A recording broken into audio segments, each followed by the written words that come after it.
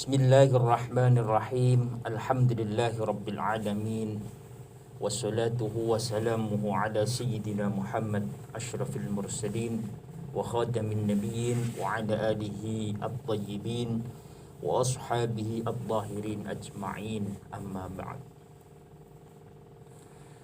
Faqad ruwiya an Aisyah radhiyallahu anha an Rasulillah sallallahu alaihi wasallam. Ada sebuah hadis yang diriwayatkan dari Sayyidah Aisyah bahwa qala, dawuh, bersabda sabda Rasulullah sallallahu alaihi wasallam, haqqul waladi ala walidihi ayyuhsina ismahu.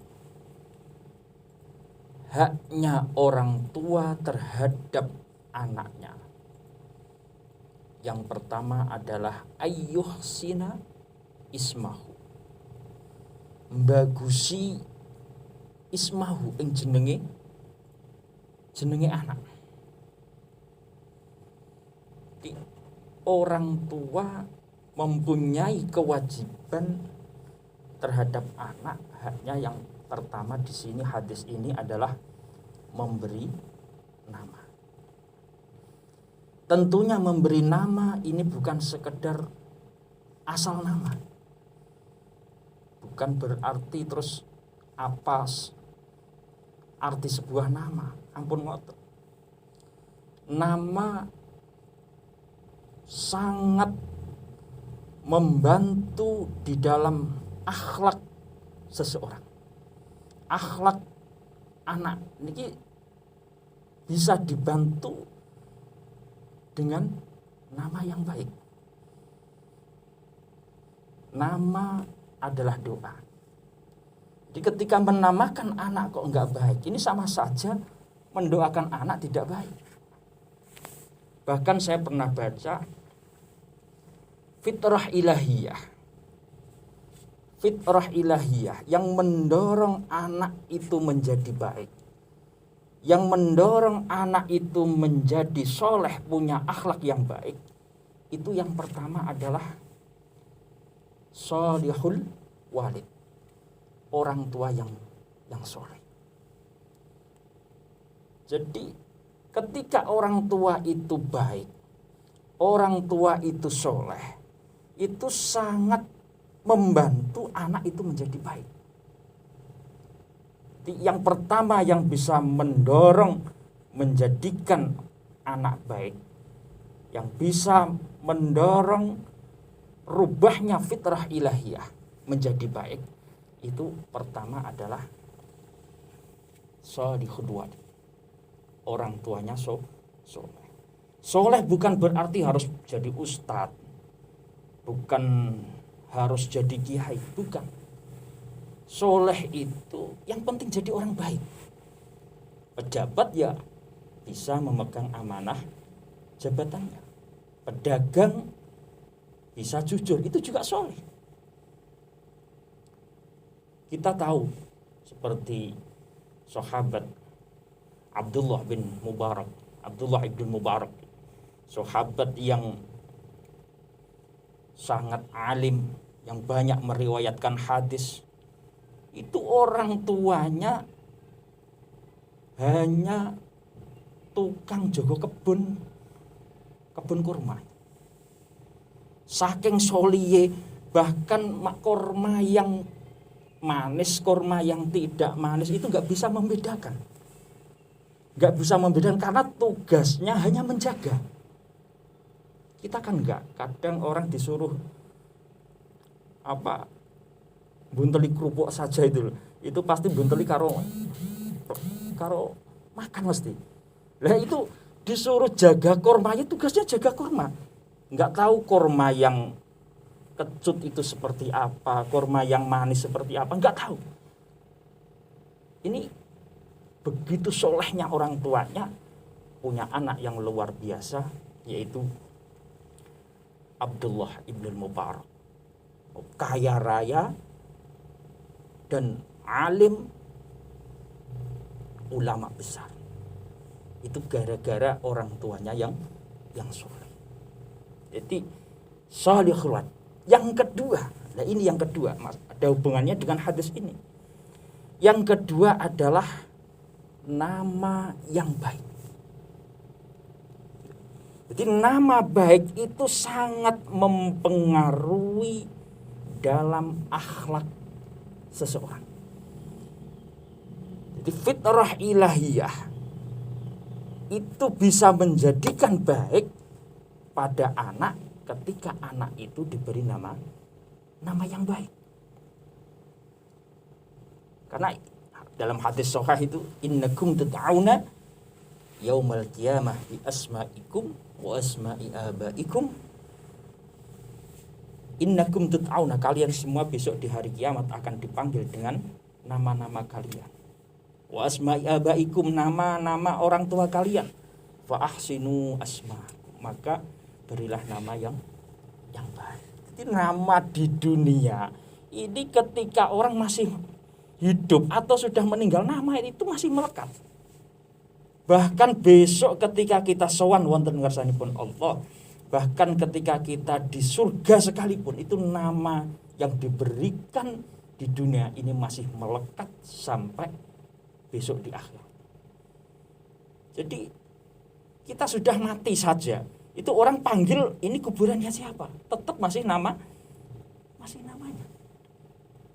Ini nama. Makanya jangan main-main dengan nama. Terkadang orang sekarang itu saya heran. Kadang memberi nama anaknya nggak tahu artinya. Itu anehnya luar biasa. Memberi nama anaknya, saya tanya ini karena kan kalau bahasa Arab mungkin sedikit banyak saya tahu. Kadang kan namanya itu mungkin ditulis orang baris itu. Panjang nggak tahu artinya. Itu saya tanya nggak tahu juga. Saya tanya dari mana? Dari Google, dari internet. Ini Masya Allah. Kalau orang dulu itu biasanya kalau memberi nama anaknya itu pasti disowankan ke kiai, disowankan ke ustadz, mbah, kula badhe jenengke anak kula, sing sae kula jenengi sinten. Niku rata-rata orang dulu seperti itu. Kalau sekarang enggak, cari di internet, sing keren. Masalah arti nomor enggak tak. Yang penting keren, julukane sip, koyo artis, koyo itu yang silahkan. Artinya kita itu pakai misalkan ambil dari internet, misalkan minimal itu tahu artinya. Kalau memang enggak tahu, ditashehkan. Artinya ditanyakan pada orang yang lebih tahu. Datanglah ke orang sekarang itu beda. Kalau dulu kan datang minta nama, kalau sekarang enggak. Datang sudah bawa nama. Mbah, niki artinya nopo? Anak kula badhe kula jenengi niki. Loh, kadang juga kok internet itu di bahasanya terkadang kan dirubah, diambil kerene. Saya pernah ditanya orang itu, "Mbah, Pak, namanya itkon villa itu artinya apa?" Itu saya kebingungan. Ternyata itu itkon villah. Villah tapi diengkekno dadi itkon villa. Oh, itu orang sekarang. Carinya di Google. Tapi enggak tahu itkon villa itu apa artinya. Enggak ngerti. Itu saya juga bingung artinya apa. Ternyata asli bahasa Arabnya itu itkon villah tapi diengkekno dadi itkon villa. Loh. Silahkan misalkan seperti itu. Tapi paling tidak itu tahu yang saya kehendaki itu seperti ini, dan doa saya terhadap anak saya itu seperti ini. Kalau nama yang lebih baik kalau di kitab-kitab fikih ya tentunya ya nama yang didahului dengan abdun yang disandarkan dengan nama Allah, Asmaul Husna, Abdul siapa, yang penting atau nama Muhammad atau nama Ahmad. Ya silahkanlah beri nama, yang penting nama itu baik. Karena itu perintahnya ayyuhsina ismahu, memberi nama yang baik itu sangat mempengaruhi pada akhlak anak itu sendiri. Secara filosofi anak itu akan terdorong untuk berusaha menjadi pribadi yang sesuai dengan namanya. Maka saya mohon sekali, misalkan memberi nama terhadap anak, berilah nama yang baik. Misalkan gak harus bahasa Arab, silahkan. Mau bahasa Jawa silahkan, mau bahasa apa silahkan. Yang penting tahu artinya, dan artinya itu benar. Wa yuhsina murdi'ahu, terusannya hadis, wa yuhsina lan bagusi sapa wong tuwa murdi'ahu ing wadon kang nyusoni anak. Kalau dulu itu kan anak itu rata-rata punya ibu rodok, artinya punya ibu kandung sendiri terus ada ibu rodok. Jadi wanita yang menyusui selain orang tua ibu kandungnya sendiri, itu namanya murdiah. Itu juga harus orang pilihan, jangan sembarang orang, karena air ASI, air susu ibu itu sangat mempengaruhi pada akhlak anak, sangat mempengaruhi terhadap kepribadian anak itu sendiri. Makanya itu seperti Rasulullah itu ibu rodoknya, ibu murdiahnya itu banyak. Ada Suwaibah, terus siapa, Ummu Aiman, terus Khawlah bintil Mudhir itu ya. Yang paling lama itu Halimatus Sa'diyah, itu yang sangat terkenal. Itu Halimatus Sa'diyah itu wanita yang terlama menyusui Rasulullah Sallallahu Alaihi Wasallam. Jadi juga dipilihkan orang yang pilihan. Kalau sekarang enggak. Jadi kalau sekarang itu kan pakai susu formula sekarang. Susu formula itu dari mana? Kalau dari sapi ya berarti sapi itu. Ini. Nah sekarang memang sudah zaman. Ya, misalkan wis gak berlaku. Koyok itu sudah enggak ada. Anak dititipno nyusu tanggane, dititipno nyusu saudarane itu hampir sudah jarang sekali. Kalau dulu itu memang tradisi sudah malah. Jadi biasanya disilang malah kalau adat orang Arab dulu itu, misalkan suku ini minta disusui suku yang lain, biar punya karakter yang berbeda-beda. Biarpun berbeda-beda, tapi tetap wanita yang menyusui anak itu adalah wanita yang baik. Jangan sembarang wanita yang yang memberi air susu terhadap anaknya. Di wayuhsina murdi'ah. Yang ketiga, wayuhsina adabahu. Wayuhsina lan bagusi sapa wong tuwa adabahu ing tata kramane anak. Jadi memberi pelajaran adab yang baik, memperbaiki adab akhlak terhadap anak. Jadi jangan sampai dipinter notok tapi enggak tahu akhlak. Bahaya itu. Kok nantinya pinter digo minteri wong. Jadi wayuhsina adabahu. Jadi orang tua itu juga berkewajiban mendidik anak supaya anak itu mempunyai akhlak yang baik.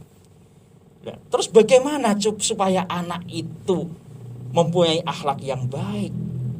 Maka standar akhlak yang baik adalah Rasulullah Sallallahu Alaihi Wasallam. Maka nih ketika kita lihat di Al-Quran, mulai awal sampai akhir itu Rasulullah dilem Gusti Allah di Al-Quran itu karena akhlaknya. Karena akhlaknya. Innaka la'ala khuluqin azim. Jadi yang dipuji Allah terhadap Rasulullah Shallallahu Alaihi Wasallam di dalam Al-Quran bukan karena ilmunya, bukan karena hartanya, bukan karena ketampanannya, tapi karena akhlaknya. Wa innaka la'ala khuluqin azim. Akhlaknya Rasulullah itu apa? Kana khuluquhul Quran. Akhlaknya Rasulullah adalah Al-Quran. Maka akhlak itu dianggap baik selama apa yang dilakukan itu tidak keluar dari real syariat. Makanya mau sekolah model apa saja silahkan, tapi jangan sampai meninggalkan ilmu syariat. Silahkan, tapi tetap ono pelajaran yang mengenalkan anak untuk kenal dengan syariatnya Rasulullah, mengenal dengan Allah Subhanahu wa Ta'ala. Mulai kecil dididik, terus mulai TK, SD, SMP, dididik dengan kepandaian ilmu selain ilmu syariat silahkan, tapi ilmu agama ini tetap harus menjadi pondasi yang kuat supaya anak itu membentuk menjadi anak yang punya akhlak. Misalkan menjadi pejabat yang berakhlakul karimah, menjadi hakim yang berakhlakul karimah, menjadi apa saja. Insya Allah ketika pondasinya ini adalah agama, pasti anak itu, orang itu akan mempunyai akhlak yang baik.